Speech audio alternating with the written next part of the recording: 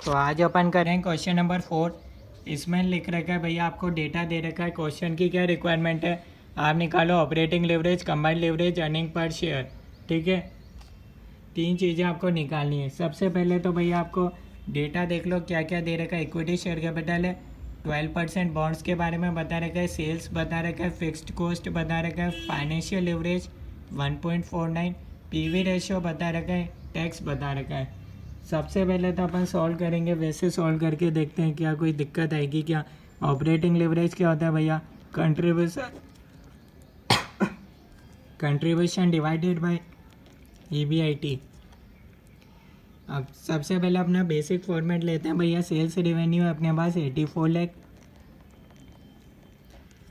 Minus variable cost. अपन जानते हैं भैया, इसको करने से अपने पास आ जाता है कंट्रीब्यूशन। क्वेश्चन में क्या है भैया, वेरिएबल कॉस्ट डायरेक्ट नहीं दे रखा, उसकी जगह आपको दे रखा है पीवी रेशो।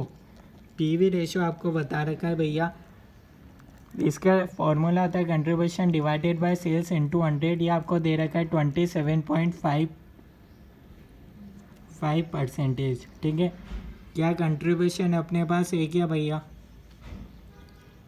सबसे पहले देखो, कंट्रीब्यूशन अपने पास नहीं है। सेल्स तो दे रखी है 84 लाख इंटू 100 इक्वल्स टू 27.55। यहाँ से मेरे पास भैया आ जाएगा कंट्रीब्यूशन, ये मेरे पास आ रहा है 23,14,200। ठीक है, कंट्रीब्यूशन आ गया 23,14,200। ठीक है, कंट्रीब्यूशन आ गया, यहाँ भी लिख देता हूँ। अब चाहिए मेरे को EBIT, माइनस करूँगा फिक्स्ड कॉस्ट कितनी है 6,96,000। यहाँ से मेरे पास आ गया EBIT 16,18,200।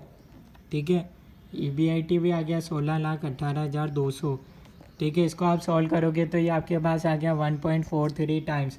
कोई डाउट नहीं रहना चाहिए, सब आराम से समझा दिया। ठीक है, ऑपरेटिंग लेवरेज निकाल ही लिया। अब कंबाइंड लेवरेज निकालना है तो उसके लिए अपने पास फाइनेंशियल लेवरेज भी होना चाहिए। ठीक है, फाइनेंशियल लेवरेज का फॉर्मूला होता है EBIT divided by EBT। EBIT है 16,18,200, माइनस कर दो इसमें से इंटरेस्ट, ये आपके पास आ जाता है अर्निंग बिफोर टैक्स। अच्छा, आपको फाइनेंशियल लेवरेज डायरेक्ट क्वेश्चन में दे रखा है 1.49, तो क्या करोगे, कंबाइंड लेवरेज का फॉर्मूला लगा दो, operating leverage into financial leverage. Operating leverage है 1.43, फाइनेंशियल लेवरेज है 1.49। ठीक है, तो यहाँ आपके पास आ गया भैया 2.13 आ गया डायरेक्टली। ठीक है, कंबाइंड लेवरेज आ गया, कोई डाउट तो रहा नहीं है। ठीक है, यहाँ तक आपको कोई डाउट है तो आप बता सकते हो भैया, कोई चीज़ समझ में नहीं आई हो। ठीक है, तो फाइनेंशियल लिवरेज का अपन ने फॉर्मूला तो लगा ही था, 1.49 इक्वल्स टू EBIT था। यहाँ से भैया अर्निंग बिफोर टैक्स आ जाएगा मेरे पास। अर्निंग बिफोर टैक्स नहीं है ना अपने पास, तो यहाँ से अर्निंग बिफोर टैक्स मेरे पास आ रहा है भैया 10,86,040। 10,86,040। अब एक आपको इंटरेस्ट के लिए बता रखा है 37 लाख का 12% आपका इंटरेस्ट है, यानी कि 4,44,000 आपका होगा इंटरेस्ट।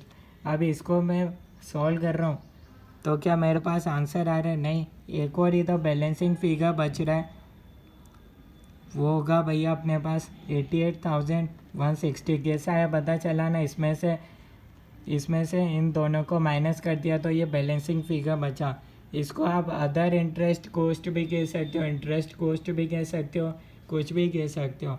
पर क्योंकि अपन को फाइनेंशियल लिवरेज 1.49 का रेशियो अपन को मेंटेन करना है, इसलिए अपन ने यहाँ से अर्निंग बिफोर टैक्स निकाला ताकि अपना ये रेशियो मेंटेन रहे। ठीक है, अर्निंग बिफोर टैक्स में से टैक्स को माइनस कर दो तो ये आपके पास आ जाएगा अर्निंग आफ्टर टैक्स। ठीक है, टैक्स कितना है आपके पास 40%, तो ये आपके पास हो जाएगा 4,34,416। अर्निंग आफ्टर टैक्स आ गया भैया 6,51,624। अर्निंग आफ्टर टैक्स आ गया।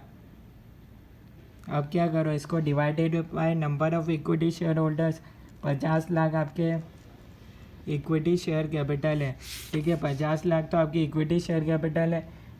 ₹10 के ईच है, ठीक है, 10 रुपीज़। तो 50 लाख डिवाइडेड बाय 10, 5 लाख होगा। यहाँ भी मैंने डिवाइड कर दिया 5 लाख से, तो ये मेरे पास आ गया 1.30।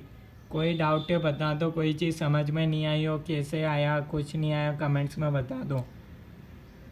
ओके, फाइनेंशियल लिवरेज दे रखा था इसलिए मैंने अर्निंग बिफोर टैक्स निकाला, ठीक है, ताकि मेरी ये कॉस्ट आइडेंटिफाई हो जाए, ठीक है। जब भी क्वेश्चन में ऐसे लिवरेज के रेशियो दे रखे ऑपरेटिंग लिवरेज, तो अपन को एक बार वो उनके फॉर्मूले से चेक करने पड़ते हैं ताकि अपने पास ये आंसर्स करेक्ट आए। Thank you.